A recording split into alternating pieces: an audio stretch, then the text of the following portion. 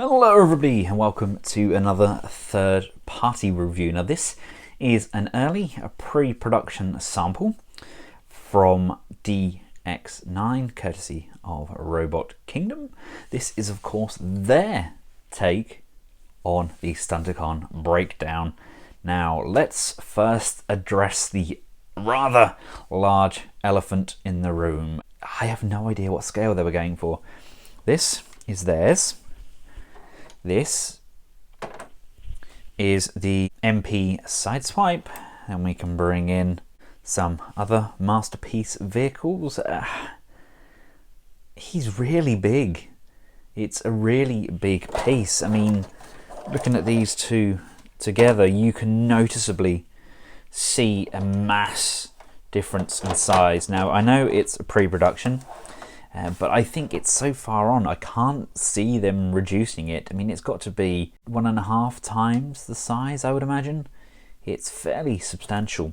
And there is quite a gappage going on as well around these wheel arches. Even after playing around with this for quite some time, I really can't seem to get everything to line up as it should. I mean, there's a fair bit of heft to it, but on the downside, it doesn't hold together as well as the x-transbots version. But this, of course, is just a very early pre-production sample. We do have lamps that we can lift up on the front there. All of the tyres are rubber. We do have the Lambo style doors, which are meant to tab in on here. If this was to sit square and sit where it should, like that, kind of there-ish, everything would be hunky-dory. But unfortunately, it does not. But man, it does look nice, doesn't it? That's a gorgeous colour. That will make more people happy than what the x-transbot colour came out. But to be honest with you, the x-transbot colour is very, very close to the G1 toy.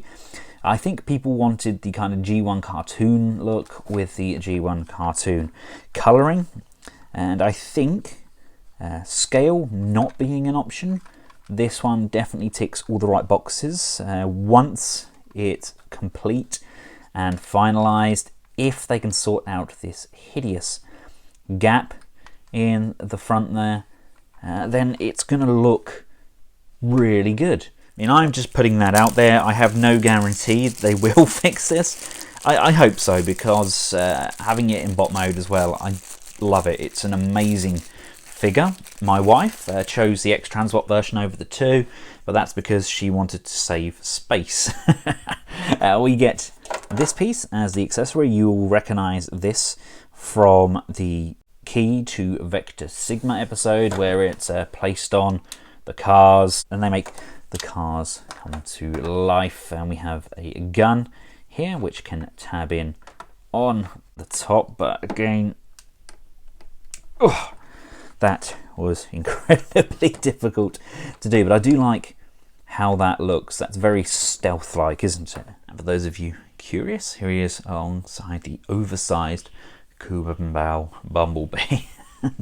I know that the VW does have a fairly long chassis, but I don't think that scales, does it? I mean, if it does, that would be incredible. Then I'd have some oversized Stunticons for my Megatron, but personally I think that's slightly too big for Masterpiece and slightly too small for oversize. Now, being a pre-production sample, we do not get any instructions, so transformation is entirely guesswork.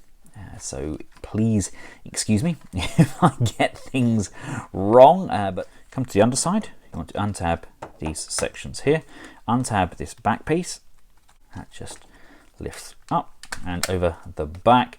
That then frees up all of these door panel sections. This folds under and slides down. This is going to rotate like so. These window and rear pieces here can come out, and this whole piece here is pegged in at this point. Flip the peg, which allows the crotch sections to slide down to this new lower position, and then we can bring this back up, and that's going to lock those into place. This piece folds in this piece folds in, and you're going to want to rotate the waist around. Love that silver that I've used on the chest. Come to the underside of the window, that's going to rotate around like so. The foot comes up and over to the bottom, and this is going to open upwards. So we open that out, and that comes up like so. The leg folds upwards. This is all going to collapse in together, and then this leg comes down, and there's a tab on the inside of the window that's going to tab in on this side of the leg, and then just to make sure the foot is facing forwards and everything is tabbed in and secured. Rotate them at the knee, so we now have very nice clean shins. The front piece here is going to detach. Grab this front tab and bring that around to the side and give that a rotation. This is now freed up and it actually detaches, which in turn allows us to fully extend. This tab is on a rocking hinge. This lifts up like so and then slides back down, tabbing in. This is going to come in, that flips open. We have a hand on the inside here that's going to flip around. Grab this piece and give it a little turn, then bring this down. That's going to tab in like so, and then the outer arm is going to come in, rotate, bring the arm down, and that's now going to form the shoulder just by rocking that piece down and then rotating the fists around.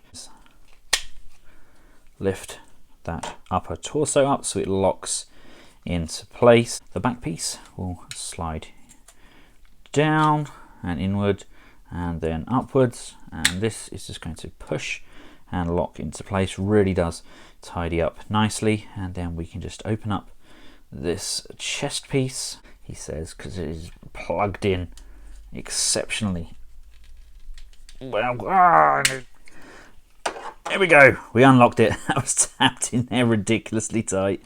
We want to bring the head up, rotate and around on that incredibly stiff hinge, and then bring that back in, tabbing that back into position, and there we have breakdown. And here we have him fully transformed up into his robot mode. I think I've got that right.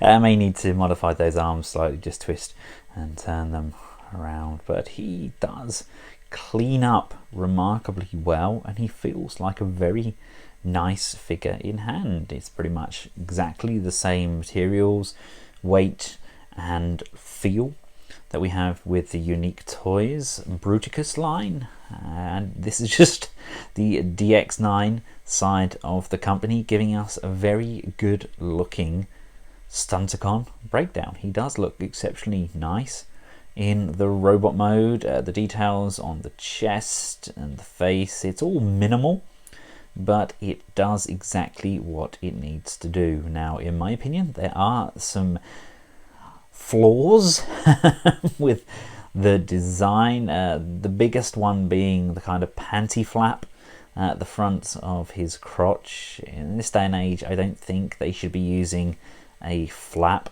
a single flap at that, for the front articulation on those legs. You have to lift the whole flap up to get full range, and it's just not very well engineered in my opinion. Don't get me wrong, I couldn't do a better job, but I have seen better crotch flap sections on kind of generation style figures, let alone masterpiece. Sculpt on Breakdown is exceptionally well done. Very strong resemblance to both his toy and his cartoon counterpart. His gun doesn't really want to stay in his hand. I think if we give that a big enough wiggle, that will pop straight out. Articulation wise, the head can look left and right. We can go up that much and down that much. The shoulders can go up and down. We can go all the way up and over. Nice clearance there. Nicely misses that backpack section can come up at that hinge and out to the side like so. We have an upper bicep rotation. We have a double jointed bend on the elbow. Again, very loose joint there. We have rotation on the wrist. We have these three fingers all pinned on one pin and the trigger finger on a separate pin, as too is the thumb. So we do have articulation on all of those points, but it doesn't really wrap around as nicely as I would have liked. We do get an abdominal crunch forwards, nothing going backwards. Unfortunately, the legs can come this far forwards with that big panty flap, this far backwards. We can come out to the side on a soft ratchet, upper thigh rotation there. We get a bend on that knee. Again, not the most attractive of knees, but that's pretty darn cartoon accurate. And the actual bend on the knee is just a little over 90 degrees, so I think that's acceptable. There is a upper knee rotation. We get up and down on the feet. We can actually go left and right, and we can pivot to the side. Now, this is where some confusion comes in, because he actually looks really good alongside the other Decepticons, and to be honest with you, I personally think that's how the cartoon depicted him, kind of just shy of Starscream, much like Swindle, for example. Swindle doesn't need to be a waist height Voyager, he's an individual bot. I think personally that the scale for breakdown in bot mode really works. I like how it looks. And to be honest with you, I think that if we bring in Red Alert, he's too small. I think that although breakdown is a car, his car mode is too big. But personally, I think the bot mode really does work. Again, if you're surrounding him with fellow cons from the likes of Zeta and Unique Toys, then they all fit in perfectly. It's the same with Fans Toys aerial bots. Apparently Silverbolt will be the same size as his comrades, and I think that's probably the first time that's been done. Silverbolt and the likes of Defensor, Hotspot, etc., they've always been bigger than their comrade in arms, but Fans Toys are doing it properly, and I think, I would assume, judging by this figure, that DX9 are doing the same. Now personally, I'm okay with that. He's slightly shorter than the aerial bots from Zeta, and these guys were created at pretty much the same time, and I like how that looks. Here we have him alongside the X-Transbots version. You can see there is a big difference in colour there. There's definitely a lot more cream or flesh tone to the X-Transbots version, and yes, mine's been posing as an Autobot to get undercover. Don't get me wrong, I love the X-Transbots version. It is exceptionally well built in hand. It looks the part, but on the shelf with the other Decepticons, I think he does look a fraction too small, and I prefer how the DX9 bots look. If I could have it both ways, which my bank probably won't allow, I'd have an X-Transbots Menasor to keep that G1 aesthetic, and I would have the DX9 Stunticons in their robot mode. And just to satisfy some people's curiosity, here is the DX9 version alongside the Weijang and Robot Hero figures, and as you can see, height-wise, that's actually not too far off. If you think that the X-Transbot scale is correct, then you could actually use your DX9 Stunticons in your oversized masterpiece line. And on that bombshell, thank you all for watching. Once again, I'd like to thank the site sponsor Robot Kingdom for making this review possible, and I'd like to thank each and every one of you. We have got up to 1,000 videos, which is absolutely insane. Thank you all for sticking with me. There are a lot more robot videos to come, as well as a wave of Marvel Legends and a variety of bootleg goodness over on my KO Collectibles channel. If you'd like to support these channels, then I've left a link to the Patreon account at the end. Please do not feel obliged to, but every penny is welcomed. Until next time, from myself and Breakdown, thanks for watching.